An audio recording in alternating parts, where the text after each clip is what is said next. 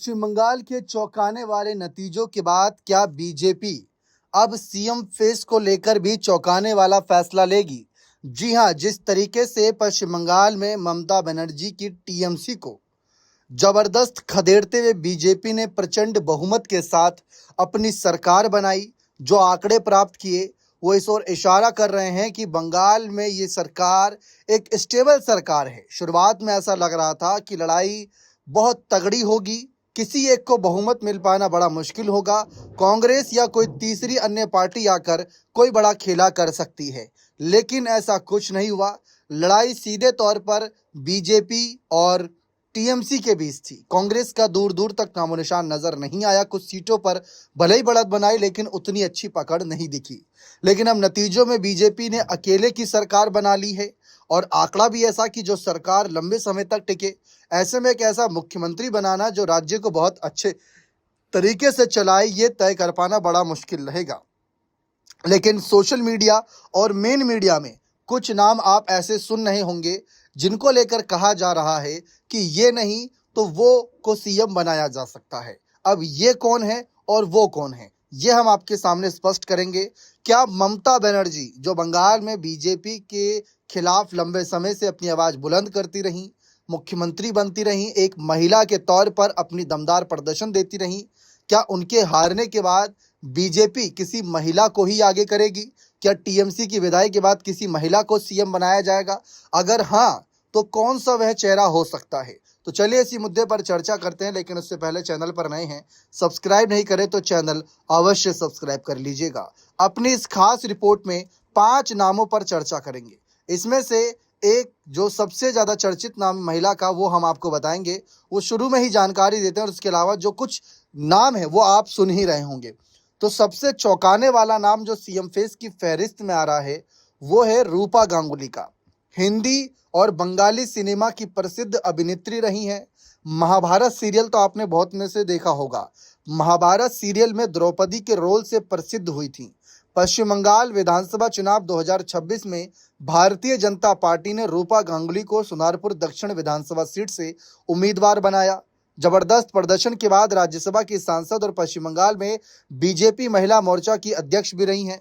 राज्य में अगर महिला मुख्यमंत्री बनने का फैसला होता है तो रूपा गांगुली इस रेस में सबसे आगे नजर आ रही हैं। इसके अलावा इस फहरिस्त में अग्निमित्रा पोल पश्चिम बंगाल में बीजेपी की जानी मानी नेता हैं। जानकारी के अनुसार अग्निमित्रा पोल राजनीति में आने से पहले कोलकाता में फैशन डिजाइनर थी। वर्तमान में वह पश्चिम बंगाल विधानसभा के आसनसोल दक्षिण सीट से विधायक हैं और पश्चिम बंगाल विधानसभा चुनाव 2026 में एक बार फिर से इस सीट से चुनाव लड़ रही हैं। वह पश्चिम बंगाल में बीजेपी महिला मोर्चा की कमान भी संभाल चुकी हैं। अग्निमित्रा पोल पश्चिम बंगाल में बीजेपी की सबसे प्रमुख महिला नेताओं में से एक हैं। तो ये 2 नाम महिला फहरिस्त में सबसे आगे चल रहे हैं। लेकिन इसके इतर अगर हम देखें तो देखिए, सबसे ज़्यादा आपने तो वैसे हाल फिलहाल में अगर महिलाओं से इतर हटकर देखें तो आपने चर्चा सुनी होगी शुवेंदु अधिकारी की। शुवेंदु अधिकारी पश्चिम बंगाल में बीजेपी के फायरब्रांड नेता हैं। 2021 के विधानसभा चुनाव में नंदीग्राम से ममता बनर्जी को चुनाव हराया था। इस बार भी जबरदस्त भिड़ंत दिखी। पश्चिम बंगाल विधानसभा में विपक्ष के नेता हैं। सीएम की रेस में शुवेंदु का नाम अगर महिलाओं से इतर सोचा जाएगा तो सबसे आगे है। लेकिन अब एक ऐसा नाम मैं आपको बताने वाला हूं जो मीडिया रिपोर्ट्स के अनुसार है और जो बीजेपी के सीएम फेस की जब बात आती है और क्राइटेरिया की बात आती है तो उसमें फिट बैठते हैं। वो नाम है दिलीप घोष का। जी हां, अब आपको बताते हैं क्यों। दिलीप घोष पश्चिम बंगाल में बीजेपी के सबसे दिग्गज नेताओं में से एक हैं। वे पूर्व में राज्य में बीजेपी के अध्यक्ष भी रह चुके हैं। दिलीप घोष ने अपनी राजनीतिक यात्रा आरएसएस के प्रचारक के तौर पर शुरू की थी। वह साल 2014 में बीजेपी में शामिल हुए और 2025 में बंगाल बीजेपी के अध्यक्ष बने। उन्होंने 2016 के विधानसभा में खड़गपुर सदर सीट से चुनाव जीता। इसके बाद उन्होंने साल 2019 में मेदिनीपुर लोकसभा सीट से भी चुनाव जीता था। पश्चिम बंगाल विधानसभा चुनाव 2026 में वे खड़गपुर सदर सीट से उम्मीदवार हैं। दिलीप घोष पश्चिम बंगाल में बीजेपी के सीएम फेस की दौर में प्रबल उम्मीदवार हैं। अब देखिए, बीजेपी जिस तरीके से मध्य प्रदेश, राजस्थान या दिल्ली में अपने सीएम को आगे करी थी, उसमें 3 चीज कॉमन दिख रही थी। पहला, आरएसएस की पृष्ठभूमि यानी आरएसएस की विचारधारा। दूसरा, बीजेपी के एक कह सकते हैं निष्ठावान कार्यकर्ता भी रहे हो शुरुआत से, पाला बदल वाला खेल नहीं। और तीसरा, कोई ऐसी छवि नहीं जो जनता के बीच उनको आगे आलोचनाओं का शिकार करे, जनता को मौका दे, विपक्ष को मौका दे, ऐसा कुछ नहीं।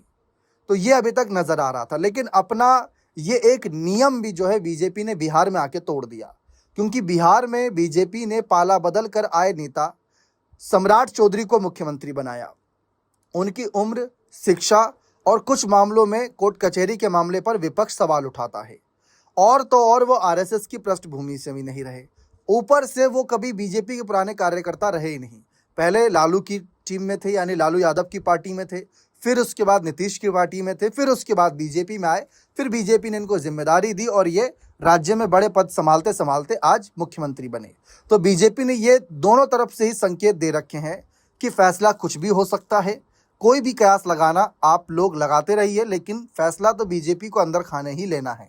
तो अब मैंने आपके सामने कुछ ऐसे नाम रख दिए जो कह सकते हैं कि बहुत दिलचस्प हैं, लेकिन अब सवाल ये है कि सीएम कौन बनेगा, बंगाल का मुख्यमंत्री कौन बनेगा। देखिए, ये सवाल तो रहेगा। अब इसमें एक और चौंकाने वाला नाम है सामिक भट्टाचार्य का। पश्चिम बंगाल में मुख्यमंत्री पद की दौड़ में बीजेपी के वरिष्ठ नेता सामिक भट्टाचार्य के नाम की भी चर्चा है। उन्हें पार्टी के अंदर सर्वसम्मति स्थापित करने वाले नेता के रूप में देखा जाता है। वह पार्टी के दूसरे नेताओं जितने चर्चित तो नहीं है, लेकिन उनका एक्सपीरियंस और लोकप्रियता उन्हें मुख्यमंत्री पद की दौड़ में आगे रखती है। वह पश्चिम बंगाल में बीजेपी के पार्टी अध्यक्ष और राज्यसभा मेंबर भी हैं। फिलहाल क्या बीजेपी फिर से चौंकाएगी या फिर किसी चर्चित नाम को ही आगे कर देगी जैसे बिहार में किया, ये कह पाना अभी बहुत मुश्किल है। अमित शाह जी ने भी एक इशारा दिया था कि बंगाली बोलने वाले को ही बंगाल में सीएम पद के लिए आगे किया जाएगा। ऐसे कई सारे इशारे दिए गए थे, लेकिन फिलहाल कुछ भी कहना जो है यहाँ पर बड़ा मुश्किल है। अब अमित शाह ने देखिए पहले ही जो चीज़ें बताई थी वो बहुत दिलचस्प थी कि सीएम फेस के लिए क्या हो सकता है, क्या नहीं हो सकता। अब चुनाव के दौरान ममता बनर्जी की पार्टी टीएमसी ने अफवाह फैलाई थी कि अगर बंगाल में बीजेपी की सरकार बनेगी तो वह किसी बाहर को लाकर बंगाल का मुख्यमंत्री बनाएगी, यानी कोई दूसरे स्टेट के नेता बंगालियों पर राज करेगा। लेकिन अमित शाह ने करारा जवाब देते हुए साफ साफ कहा था कि मैं दीदी को बताना चाहता हूं कि बंगाल का अगला मुख्यमंत्री बंगाल में ही जन्म लेने वाला, बंगाली मीडियम में पढ़ा लिखा और बंगाली बोलने वाला होगा, जनता के बीच का होगा और आम आदमी को सीएम बनाया जाएगा जिसने बंगाल के लोगों के साथ सुख दुख बांटा हो। तो ये एक शर्तें भी हैं जो कि दिखा रही हैं कि हाँ, अगर इनके बीच, इनके क्राइटेरिया में आते हो आप लोग तो आप सीएम बन सकते हो। अब आप बताइए कि इस क्राइटेरिया में कौन फिट बैठता है, किसके नाम की सबसे ज़्यादा चर्चा रहेगी और कौन राज्य का अगला मुख्यमंत्री बन सकता है। बहुत बहुत शुक्रिया।